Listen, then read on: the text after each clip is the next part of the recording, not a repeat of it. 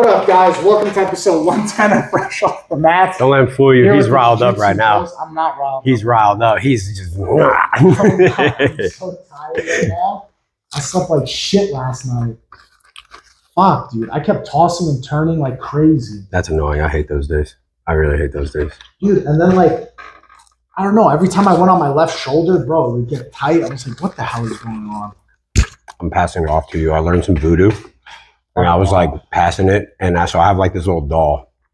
I call it Mini Joe. And I start stabbing it in the shoulder so you can feel my pain.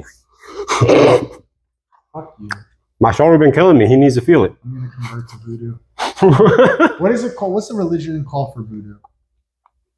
Thought it was. Oh, I don't know. Is it? I think it's a religious group that practices. Bro, the amount that I learned during this podcast by looking shit up is wild. That's why we need a producer. We need like a young James who's off to the side Googling shit. Just Googling shit for us, bro. Is there a religion aspect to it? I could have. Is it like voodoo? No, the religion's not called voodoo. It's there's. I could have sworn it was a religion and they practice voodoo. Maybe I'm wrong. Nope, it's just voodoo. Voodoo is a monotheistic religion that combines West African voodoo and Roman Catholicism. Oh shit! It is based on ancestral spirits and patron saints and is connected to nature. Voodoo practices include reading, spiritual baths, prayer, personal ceremonies, dance, music, and chanting. Voodoo has been associated with sorcery and satanic worship, but it is an official recognized religion. It has been described as one of the world's most misunderstood religions. Like Voodoo. Yeah. Voodoo is a religion. You think it's real? What, you voodooism? Think they pull a doll and like it does something. You think that stuff's real? No. I don't think that part's real. Where like they say, oh, this is like you said, a Joe doll, and like yeah, I don't think that's real. I think. Do you think? I believe exorcisms are real. You think people get possessed by a devil, or you think it's mental illness? I think it's mental illness. Bro, I'm so torn. I think it's mental illness. I think it's mental illness. I think like back in the day they didn't realize, oh, this guy's schizophrenic shit like that. But a part of me, because I like horror movies, wants it to be real. Like a part of me wants it to be like, my whole thing is like these stories and they're like, oh, they climbed on the wall. Show me proof. Show me the proof that the thing clawed up and climbed onto, and especially they never do. Nowadays with cameras. That's what I'm saying. And so it's like, I think it became more popular earlier on because there's no proof. There's no way. And again, bro, it's not long ago we were fucking electroshocking people because they were depressed. Yeah.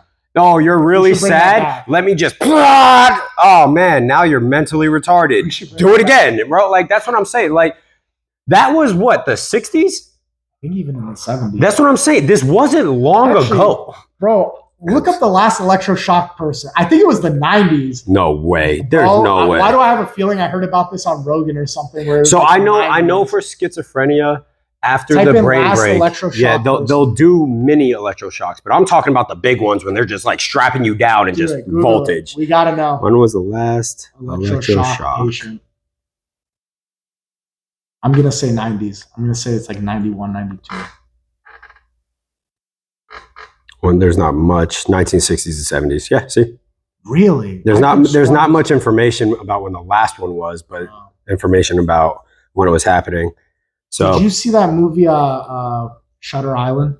I love that movie. So, what do you think? Because to me, those aren't horror. I love thriller movies like that are psychological thrillers. I don't classify that as a horror. It's not. As a thriller. That's what I'm saying. I love thrillers because they're real. Like it can happen to someone with their brain just breaking. Yeah. And that's what I love about it. And I think that movie was amazing because the twist at the end, I was like, no way. Spoiler alert. If you haven't seen it yet, that's your fault. Like, get over it. Came out, what, 2005? Early as shit. All I know is I watched it years after it came out. Do you think at the end he was you think, what do you believe? Because that's one where it's open to interpretation at the end. I think he's like one of the patients on the island. You don't think he's converted from a normal person? They make him crazy? No, I think he was a patient on the island. And the whole thing that he's going through is like... They're trying to walk him through psychosis. I think we're seeing what he thinks, but that's not what's actually happening. So I think it's like seeing it from a whole different view. Was trying to feed into a psychosis to try and snap him out at the end. I think so too. That's what I think. I mean, but then isn't it crazy at the end where he's kind of self-aware that he's going to be lobotomized and stuff? Like, it's kind of crazy. Well, because to me, that's where it's like, oh, he had that break in his brain where it's like, because it's like people with schizophrenia, they're not always hearing. Now at the extreme ends, like the voices never stop. But there's parts where it's like, oh, it's quiet. Yeah. And then it goes the same thing with anxiety, depression, like all these things. And that's where it's about the chronicness of whatever it is they're dealing with, right? Like at one point in your time in life, you were listening to voices in your head. I'm sure, like you were sitting there hearing some voice in your head, people would call it like imaginary friends or something. And then you grew up, gone, right? Some people never left, and then they stayed with it, and then voices got worse. Or the same thing with anxiety, depression, whatever the hell it may be.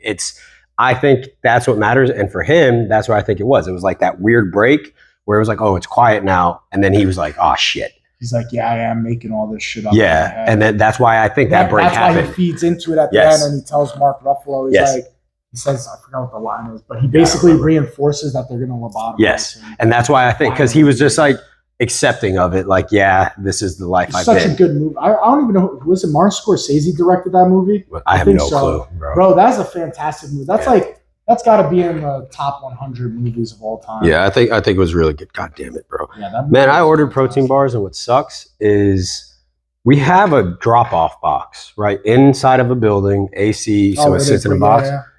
Sometimes they don't do it, and of course, it was when I ordered protein bars. So they like, bro, you see this? How it's just like smushed and shit. Yeah, like flattened because it matched the wrapper. And now it's just like, look at this. Like, it's on my shirt now, bro. I don't know why there are no options on like Amazon. Like, please drop off. Please drop off in a cool place or something. Like, I don't know. Well, no, the box says it because First Form sends it out. Like, items need to be cold because they have the ice thing in there and everything. First Form should put a sticker on the box that says, please store it. Oh, there is? On the box or the box that it's shipped. Items need to stay cold. Yeah, that's a fuck up on their part, then. That's what I'm saying. Sometimes they drop it off inside the thing. Sometimes they don't. This time they didn't. And I would just complain to whoever who is it, UPS? Yeah, I would just complain to them. I hate UPS. Bro, take a photo of it on your front door and be like, these are supposed to remain cold. Yeah. And complain about it, bro. I think they can easily get away with it though and be like, yeah, but we can't control when you're going to be home. No, but it's supposed to be stored in a cool place. That's on them. Yeah. Yeah, it's not about time. It's about where you stored it. Bro, it's annoying. Let me tell you something. That's something that's really annoyed me lately is fucking Amazon, bro. And I love Amazon. I'm such a champion for Amazon. I know a lot of people are going to be like, oh, you like big corporation. What about the little guy? I like the convenience of getting the shit I need when I want it. Big corporation is very helpful in certain situations. When people are completely one way or the other is retarded. Yeah. When people are like, oh, big box stores and all this stuff. What about the little guy? What about the... Bro, I like that I can order something on Amazon and it's at my house a day or two later and it's what I need and I don't have to worry about, and their return policy is fantastic. I like that stuff about big corporations. Bro, you order something from a mom and pop store, it could be a week or two before you get it. And it's like the timing, there's no standard. The insurance is going to be higher, the availability to do things is higher. But that's where, like, I tell people all the time too, like when it comes to dog training and personal training, like if they're like, oh, I can't afford you, I'm like, okay, that's fine. Here are other options. Like I give out cheaper options. Like I know this trainer, I know you can go to the big pet store over here. Yeah. You can go, bro, you know how personal training, go to the big box gym and go hire one of their trainers. Like I've told people so many times, because I'm always like, try this out for a few days, see if it works. Because our schedule is our schedule. We don't have classes 24/7. So I tell them, I'm like, try this for a few days. If it doesn't work, there's plenty of good gyms in the area. There's New World, City of Palms, there's Marcelo Perez, there's Black Tie. There's plenty of good gyms in the area. Go try different gyms and see what schedule works more optimal for you, because there's nothing worse than somebody signs up and they realize after a month, oh my God, I can't work around the schedule. There's no point to do that. The point is to have people doing jiu-jitsu. It's not to like... I feel bad for the people that sign contracts with places. Oh, fuck that. That shit's so crazy. Don't work, bro. That's so crazy. One, they can cancel, and then people are like, oh, what about collections? Like, bro, I'm sure you'd rather pay, because collections, you can also just fucking ignore. Not ignore. I mean, if you want to take your credit hit, sure. But I'm saying that they'll usually call you and you'll be like, hey, I can't afford that. And then they'll give, when I was in boot camp, when I got my clearance, because I went to the presidential program. So with that, you can't have debt. Oh, yeah, so all my debt, I had to call and pay everything off. But bro, I'm not making a lot of money while I'm in boot camp. Now, most guys walk out of there, they'll make like $3,500. Some can make $4,000, really dependent on if they're married or whatever the case may be. Most sit around like usually $3,000 because you make about $1,000 a month usually at that rate. So I walked out with like $30 because I had to pay everything off. But the nice part is the ones that were going to collections at all, will call, I can't afford this. they'll drop it down like 85%. Yeah.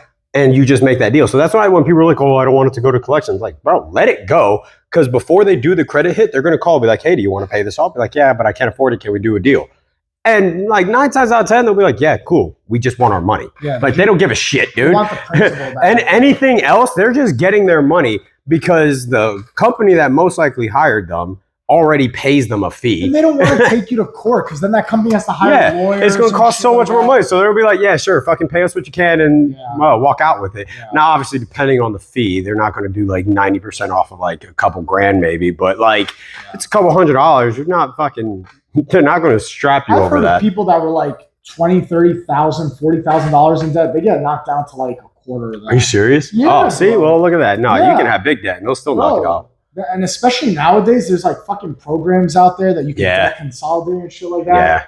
Bro, because they're looking at it, like, let's say it's Discover or Capital One or like a credit card. They just want their money back. They just want their money back. They want the principal back. All the ice cream on top and sprinkles on top of them. All that interest, like they want the interest. That's their big profit. But if they can just get the initial back. Yeah, if they can get that money back, they're fine. It's like who is it? Is it Bank of America that does their overdraft fees or something? I forget who it is, but someone still does. It's like Amazon. If you say, "Hey, I need to return this to Amazon," 9 times out of 10, they just let you keep the item and they would do the return. They don't even want it back because for them it's not worth it. Because now they have to pay for the shipping. They got to pay. They have to get the reboxing. Yeah. They have to put it into a whole different area. Not only that, pay an employee to deal with all that. Yeah, if you also did it there because it was opened and all. It has to now get counted as refurbished. So now it's already going to get sold as a discount on top of all the other stuff they already had to do now. Yeah, it's a lot of hassle. But that's where people don't understand when they go like the whole big box store or the big companies. It's like, bro, we need big companies. Big companies are very helpful because they are the ones that the bad part is when they move into a small town and they knock out all the mom and pop stores and not really work hand in hand by giving that convenience. But then Until all the Gracie Bajas come here. Listen. Or maybe you go stack that Gracie Baja sticker on your window too and be like, nah, we live in here, boy. You gotta change with the times. Jiu-jitsu's different. It's kind of hard to like just take, yeah. But like me and Danielle talk about coffee shops all the time. And you can't compete with Starbucks. Like you can't. And it's consistently good every time. In my opinion, it's consistently good. And here's the thing. You go to these mom and pop places. Bro, the other day, me and her got 2 coffees. She's like a big coffee woman. Yeah. So I was like, okay, I'll get coffee wherever you're getting coffee. I won't go to Starbucks. Usually I'll just go and grab my nitro cold brew and she'll get her thing and we'll all be happy. But I said, I don't want to stop somewhere else. Let me go where you go. How much you think 2 coffees for 2 people was? Is it just like black coffee or is it like special coffee? I forgot. She got some caramel coffee thing like that. I would say hers probably like how big was hers? She got like a medium. So like 10 ounces, 10, 12 ounces? Like a large, yeah. Like 20 ounces? I would say like... For 2 coffees. If hers was special, yours wasn't special, I assume you get like a black coffee, huh? I get a strong coffee with like cream in it. I don't get like a fancy. $20? With $10? It was $18 for 2 coffees. No, fuck you, bro. When we go to Starbucks, I spend $10. On one drink? Both of ours. There's no way. I swear to God, my nitro cold brew. I just got a drink from Mac and I got a small and it was $13. My nitro cold brew at Starbucks is $6.25. Yeah, that's what I'm saying. The nitro cold brew. That's literally a black coffee. Yeah, that's what I get. No, that's considered a fancy drink by them. The nitro cold brew? Yeah, because if you get a regular cold brew... It's a nitrogen infused one. Then she gets, whatever she gets is usually like $4 or $5. So it's always like $10, $11. Bro, I literally got her coffee. It was a small. I got myself a small. And I spent, what was it, like $22. I have it on my app. At Starbucks? Yeah, dude. You got some fancy shit, I guess. I don't know. That's nitro crazy. Cold brew is like $6.25 at Starbucks. And hers is always like $4 or $5 when she gets hers there. Because she'll like just be like, oh, let's get Starbucks. Bro, we went to this place. I think it was called Foxtail or Fox in the Hole. It was like $18. I was like, for what, bro? And it was bitter. I didn't like the taste. I legitimately, not because it wasn't Starbucks. I legitimately didn't like the taste of it. And it didn't give me the caffeinated energy feel that I get when Max I says like she says the best coffee if you want to wake up is Dunkin'. She's like it doesn't taste as good as Starbucks. Starbucks has the best tasting grounds to use. But she says if you want to wake up, she said Dunkin' and 7-Eleven, because they're just getting that strong coffee bean. It's going to taste horrible. She's like, no, you like, it's not good. 7-Eleven, I don't understand because it's self-serve coffee and they have a machine there now. Like how Wawa is? Yes. Yeah. And they have a machine there that does regular coffee, dark roast, all the roasts. Yeah. And then they have another machine that does lattes, espresso shots, all this stuff. You could literally grab a large cup and go to the espresso thing and just fill it to the top with espresso. You could make it as strong as you want, and it's the same price, depending on the size. How did they make money? Well, I guess because it's a gas station, dude. That's not their profit margin. They don't give a shit about that. But it's crazy because it was during the hurricane that only 7-Eleven was open. I wanted coffee the morning of the hurricane, so I went there and I saw the machine. I was like, wait a minute, I could just add 4 shots of espresso. Same thing as Wawa. Wawa does the same thing. You can just go grab anything. Wawa's coffee, man. I've tried their espresso coffee. It was I don't know. It didn't do it. I mean, I'm not a big coffee guy. I only get coffee like rarely. Yeah. When I went to once a week. No, I like when I say rarely, I'm the last time was like that nitro cold brew was like the last time I really got coffee. Once a week for coffee. But in the Marine Corps, my buddy and I would go to Wawa, and like it was like if we were up gaming or something, I just wanted to get a coffee. It just doesn't do it for me. I don't know, but I was shocked that like 7-Eleven you could just make it as strong as you want, and it's all. And then just go have a heart attack. Yeah. Meanwhile, if you go to Starbucks and you ask them to add shots of espresso, it costs like $1 per shot. Per shot? Yeah. That's why Mac has their own espresso maker now. Yeah, that motherfucker's expensive. And she wants a bigger one. I'm like, for what? It's only you. Like, it's meant just for you. Why do you need another one? I don't have the patience to do my own coffee. You got to make grounds. You got to. That bitch is so loud too. Oh yeah, bro. There are times I'd rather pay the $6.25 and just have. She turns that thing. And bro, it's loud, dude. Like she has to shut all the doors to ensure that like and even then you hear it through the door. It's just this loud machine. And then when it's dripping too, it's just I'm like, what is happening in this machine that has to do this? She's like, it grinds it real nice. And I'm like, that's retarded. This is dumb. Like, why is it this loud? It's just obnoxious, bro. It's terrible. Coffee is one of those divisive topics, I guess. I don't know. She loves it. She loves coffee. I just like my standard. Actually, she got away from coffee for a bit. She's just now starting to drink it. She went like 3-4 months without having any type of coffee in her. Yeah. And now she's starting to drink it again. I don't know why. I don't know. I was drinking it every day though, and I was like, you know what? I need to cut back on caffeine in some way. So I'm like, you know what? During the week, no coffee. Sunday, I'll. Yeah, that's it. If you're taking like pre-workouts or drinking energy drinks, like stacking coffee on top of it. No. Now, coffee also has nothing. That's why when I see people drinking energy drink, but they're also getting coffee, they're like, "This is what gives me my energy." I'm like, not the other 250 grams of milligrams of caffeine you just consumed. Yeah. That coffee has like 50 in it, bro. Like that's nothing. It's crazy when people think that you're drinking energy drinks and coffee is still going to do the thing for you. No, like that's just a mental game. That's a placebo effect at that point. I've drank a nitro cold brew and then come to train and like it gets me through. Like I could train with it. I mean, caffeine is caffeine no matter what. Yeah, that's the thing. Caffeine will do its job. When people just get that high dosage of it, it's not bad. I mean, there's a limit you should do per day. 800 milligrams. Once. I've done that before. Oh. I've done it before. I think I capped out at 850. Yeah. What happens if you have too much caffeine? You have a heart attack. Yeah, you have a heart attack. Yeah, you literally just die from an overdose of caffeine. Yeah. How much caffeine you gotta take at once? Ooh, it's another one. See, look at that. How much caffeine do you gotta take at once to have a heart attack from Fuck, man. Now you got me thinking. I've cut back a lot, though. So I haven't done it in one sitting. When I say, like, I've had it in a day. How much caffeine at once? What? There ain't no way. What? Weak-ass people. What? It says 687. 687 milligrams at once will give you a heart attack? Oh, so it increases the risk of cardiovascular disease. So Bitch, that's if you're continuous. I don't know. The thing is, they can't just fucking push someone to the limit of a heart attack, Joe. They're not going to be like, keep taking caffeine, and then fucking kill you. That's illegal. They can't do that. We need to do it for science, bro. Yeah, we can't. You can't use human test subjects, and you also can't purposely just be out there just murdering animals either. I'm going to order 7 nitro cold brews, line them up, and start chugging them. Above the recommended 400 milligrams a day. So once you pass 400 milligrams, you're now increasing your risk. I definitely have more than 400. But you have to chronically do it a day. Mm. Dude, I've been having more than 400 milligrams for years. You have a higher chance of having cardiovascular disease. Linked to elevated heart rate and blood pressure. Yeah, my pre-workout is like 300, 400 milligrams right there. So 600 milligrams, ain't no way. Yeah. My pre-workout. Bro, I don't believe you because last time you thought you had caffeine in your BCAAs and you literally had 0.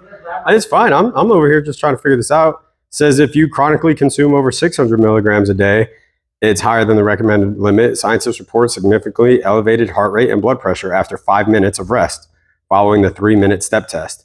So they're also like pushing them through it too. So I take a full scoop and 3/4. So almost 2 scoops. 225. At times 2.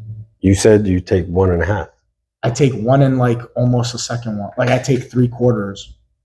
So almost 2. Why not just do 2? You were out there looking at the motherfucker. Yeah, are you serious? Yeah. No way, bro. You're looking at the little scoop. Am I having well, 225 is 1. If you did 2 scoops, that's 450 a day. Yeah. Yeah. On top of like when I have a 200 milligram Ghost at night. What you drink that at night for? Before night class. That's why when you say you can't sleep, that's why, dummy. Over here with fucking 600 milligrams of caffeine in your body. Like, why can't I've been doing it for years, bro. Yeah, I wonder why. Yeah. That'd be strong. Also, they're pointing out all of the things: heart palpitations, jitteriness, dizziness, anxiety, sleep interruption, dehydration, diarrhea, nausea, decreased appetite, agitation, difficulty maintaining focus, among others. That's why I'd be shitting, bro. This is why you're all fucked up. Probably. You have these energy drinks with like 300 milligrams of caffeine in one drink, which is insane, he said. Fuck you, scientists, but you don't even lift. That's what, well, that's got to factor into it too. Are they studying people who just drink this without doing exertion? No, that's the thing. They're testing them with exertion. So they drink it, then they do a 3-minute step test. A step test is literally, get out of here. It's because it's like, imagine just walking upstairs. It's like, might as well do a stair stepper, but you have a step test and you just up, down, up, down. Working out, not this fucking step test. I want to see you on a Stairmaster.